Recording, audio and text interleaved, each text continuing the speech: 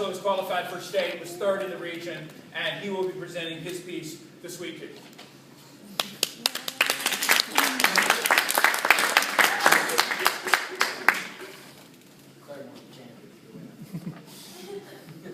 Move up, son. Okay. So we can all hear you, loud and proud. For this story should be noisy. All right. Stuart is your typical average everyday kid, except for one thing. See, there's a molar in the back, and you're probably saying, a tooth? What's the big deal about a tooth? And ordinarily you would be correct, but that is no ordinary tooth. This is Stuart's sweet tooth. Yes, one nagging, annoying, demanding, blah, blah, blah. Enough with the yakking, I need a candy bar now. Very loud, sweet tooth. It's got that gooey stuff in the middle. It's got that gooey stuff in the middle. Later, satisfied, said Stuart, throws me a kiss from the gold. Ah, sweet. Yes, a tooth that wants what it wants, when it wants it, and lets everybody know it. Take, for example, 2 years ago, Cousin Charlie's wedding. Well, Stuart was on his best behavior. His shoes were shined, his bow tie was straight, his hands were spotless. Why, Grandfather had just raised his glass to toast the bride and the groom when I'm falling asleep here, Gramps! Come on, moving along, cut the cake, time to cut the cake. I want the in-hug with all the icing. I don't know him, uttered his parents. He doesn't belong to me. Who is that boy? Stuart wipes the pink rose from his lips. It's not me, it's the sweet tooth. It was not a pretty picture. Why, you should imagine the tooth was no better behaved in school.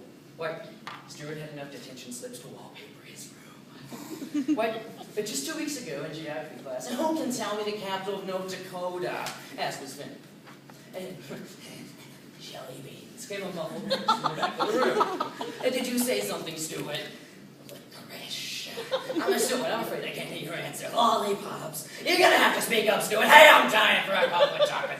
Peanut butter cups, okay? Detention slip number 432. But I'm telling you, it's not me, Stuart whined, as he was very appropriately led away to the principal's office. It's the tooth. Now we move on to an entirely different but not unimportant scenario. The movies. The movies? You don't really want to go there, do you? Well, not with Stuart anyway. Would somebody pass the yummy gummies already? Shh! Don't look at me, Stuart, it's the tooth. And of course, there is the unforgettable Easter basket mishap. Now, that was really ugly.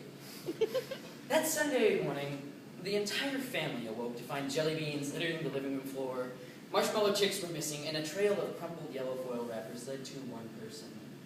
And one person only. Oh, Stuart, cried a disappointed mom and dad. Look, whimpered his sister Allison. Those chocolate bunnies never stood a chance, moaned Stuart, rubbing his belly-aching stomach. It was the tooth.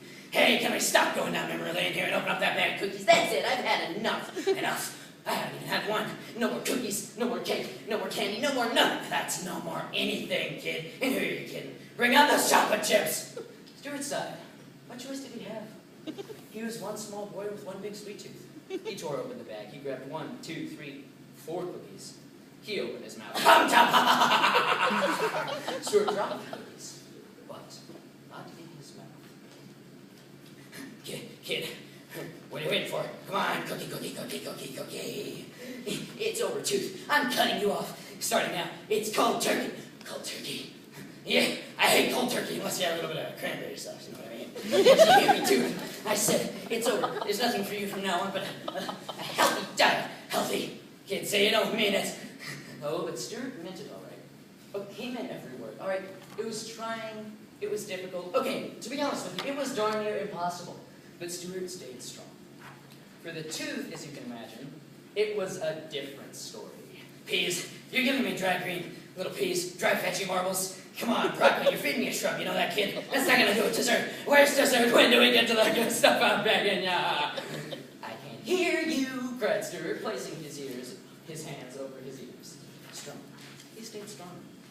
Just one easy teensy chocolate-covered peanut before in the sack. How about a nosh, a nibble, a breathman, or something? Forget it, mumbled Stuart, climbing into bed and turning off the light.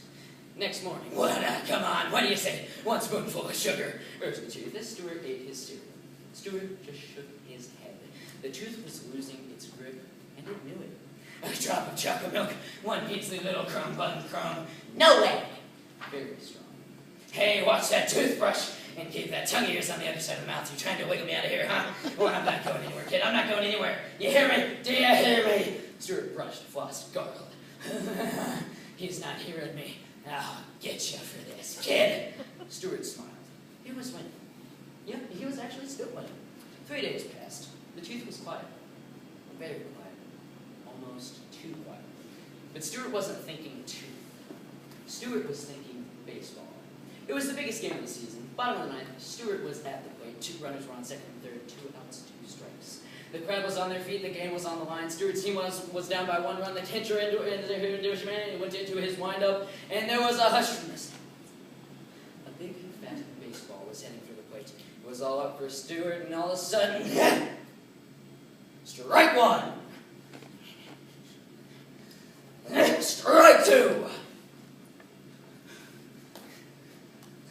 Boy, I could go for a hunk of bubblegum right now. Strike 3, you're out. Now go get me some goodies. I'll get you goodies, mumbled Stuart, dropping the bat and heading home. Home he marched, into the kitchen, straight for the refrigerator. He yanked open the door. He rustled through the vegetable bin. He hurled cauliflower. He flung lettuce. He tossed tomatoes. And then he pulled out a carrot. That's right, a carrot. Tooth, tonight, you dine in. Well, what are you going to do with that? Asked his sister Alice. It's over for you, Tooth, announced Stuart, lifting the carrot above his head defiantly. Stuart, no, kid, no, not the carrot. Yes, the carrot. Stuart inserted the carrot into his mouth. His mouth was very wide. Allison covered her eyes. Am I too young to be watching this? Closer, closer, closer, and then crunch! So long, sweet world. What a way to go, done in by an orange veggie. Stuart rubbed his jaw. He stared at the carrot and the tooth. It was over. What's going to happen to it? Asked Allison, as she followed her brother upstairs to his bedroom. Stuart placed the molar under the pillow and smiled. Who knows? It's the tooth fairy's problem now.